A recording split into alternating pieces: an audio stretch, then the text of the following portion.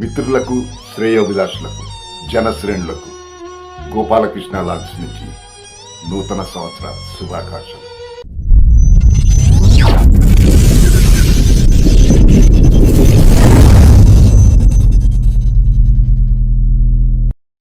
Hi everyone, జై జనసేన గోపాలకృష్ణ లాగ్స్కి తిరిగి స్వాగతం. Age 41 years, fake IPS officer Balivada Suryaprakash deputy superintendent of police Pawan Kalyan గారి పర్యటనని వాడుకున్నాడు. 20వ తారీఖు విజయనగరం జిల్లా పార్వతీపురంలో పర్యటించిన పవన్ కళ్యాణ్ గారి గురించి మీ అందరికీ తెలిసే ఉంటుంది. ఒక fake IPS officer Pawan Kalyan గారి పార్వతీపురంలో మక్కువ మండలంలో మన్యం గ్రామ పర్యటనలో ఒక రోజంతా 24 గంటలు పవన్ కళ్యాణ్ గారి చుట్టూ తిరిగేశాడు. పవన్ కళ్యాణ్ గారు ఒక ఉప ముఖ్యమంత్రి, చుట్టూ అనేక మంది ప్రోటోకాల్ పాటిస్తూ ఉంటారు. అది మస్టర్ అండ్ షుడ్. ఒక ఫేక్ ఆఫీసర్ ఒక రోజల్లా తిరిగారు. ఎలా సాధ్యమైంది? ఎక్కువ మండలం అది గతంలో నక్సల్ ఏరియా కాబట్టి ఆయన్ని ప్రొటెక్ట్ చేయటం కోసం చాలా మంది పోలీసు ఆఫీసర్లని డిప్యూట్ చేశారు అక్కడ. ఇప్పుడు నేను చెబుతున్న ఈ ఫేక్ పోలీస్ ఆఫీసర్ కూడా ఆ గుంపులో కలిసిపోయాడు. గన్మెన్తో, ఫోటోగ్రాఫర్లతో, ఐఏఎస్ ఆఫీసర్లతో, అధికారులతో కలిసి తిరిగాడు. ఎవరికి అనుమానం రాకుండా యూనిఫామ్, పోలీసులు ధరించే బ్యాడ్జ్, పోలీసులు వాడే వెహికల్, ఆయన వ్యవహరించిన తీరు, ఆయన డ్రైవర్లు ఎవరు పోలీస్ ఆఫీసర్ కాదు అని అనుకునేలా లేదు.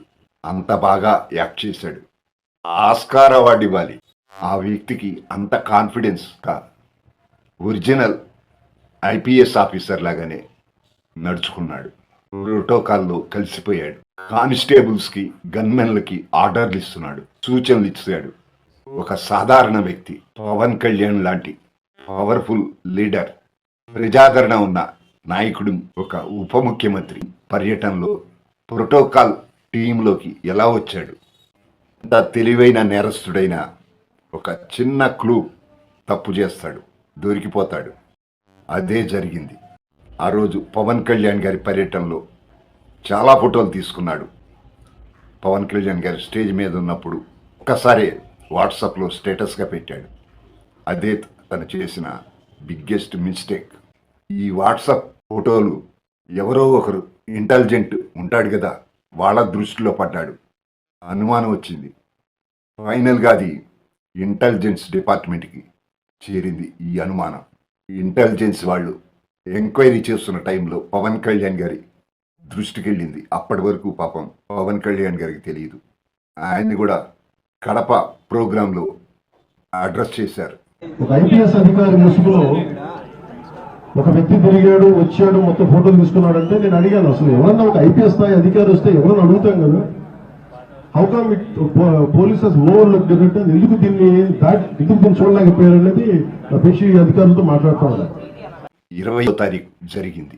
ఈ పల్లివాడ సూర్యప్రకాష్ అనే ఫేక్ అధికారిని పట్టుకోవటానికి వారం రోజులు పట్టింది. ఫ్రెండ్స్, ఇప్పుడు చెప్పండి, మీరు రాష్ట్రానికి ఉప ముఖ్యమంత్రి, ఈరోజు పవన్ కళ్యాణ్ గారు అయ్యారు, రేపు చంద్రబాబు గారి ప్రోటోకాల్లో కూడా ఎవరైనా ఎంటర్ అవుతారు.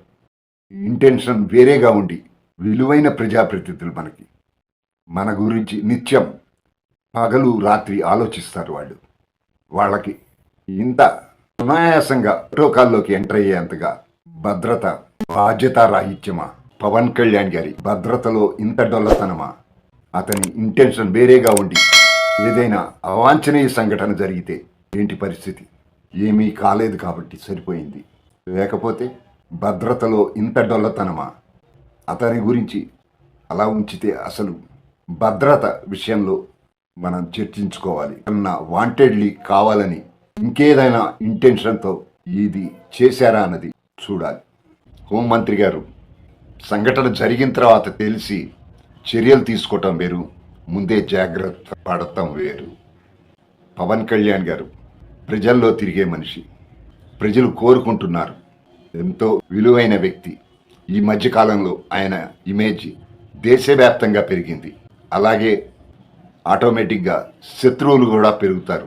ఎందుకంటే ఒక పక్క హిందూ ధర్మాన్ని భుజాన వేసుకున్నాడు, మంచి పనులు చేస్తున్నారు. ఆటోమేటిక్గా దీన్ని వ్యతిరేకించే వాళ్ళు కూడా ఉంటారు.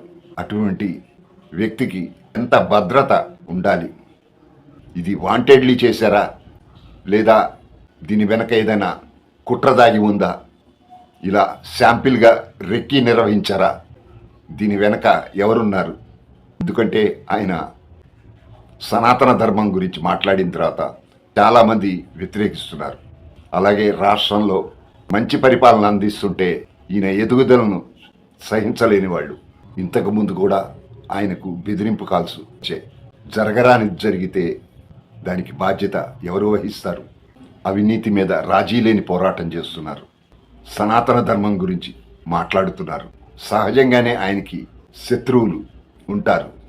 పవన్ కళ్యాణ్ గారి పర్యటనలో కల్పిస్తున్న భద్రతలో ఇంత డొల్లతనమా?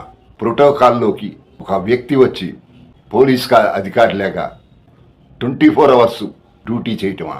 ఇప్పుడంటే అరెస్ట్ చేశారు. అసలు అతను వేరే ఇంటెన్షన్తో వచ్చి జరగరాని జరిగితే రానున్న కాలంలో పవన్ కళ్యాణ్ గారు ఇంకా విస్తృతంగా ప్రజలకు చేరువవుతారు. ప్రజల కష్టసుఖాలు తెలుసుకుని వాళ్ళ సమస్యలు తీర్చటమే ధ్యేయంగా పనిచేస్తున్నారు. మంచి ప్రభుత్వం అన్నారు.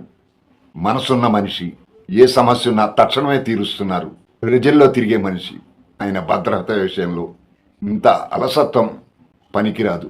దీని మీద సమగ్ర విచారణ, ఎవరున్నారు వెనకాల, ప్రజలకు ఏదో చేయాలన్న తపన త్రికరణ శుద్ధిగా పాటిస్తున్న వ్యక్తిని మనం కాపాడుకోవాలి. ఆయన భద్రత విషయంలో కూడా మరింత జాగ్రత్తలు అవసరం. ఫ్రెండ్స్, ఇది ఈరోజు టాపిక్. ఇక్కడి వరకు అంటే ఈ వీడియో చివరి వరకు మీరు చూశారు అంటే మీకు నచ్చింది అని. Thank you everyone.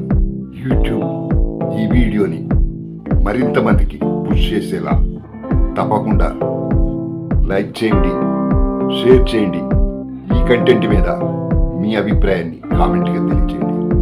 సబ్స్క్రైబ్ చేసుకునే వారు, కొత్తగా చూస్తున్న వారు సబ్స్క్రైబ్ చేసుకోగలరు. మళ్ళీ మరో వీడియోతో మీ ముందుకు వస్తాను. అప్పటి వరకు take care. Thank you subscribers. Gopalakrishna అంటే జై జనసేన, జై పవన్ కళ్యాణ్, జై జై.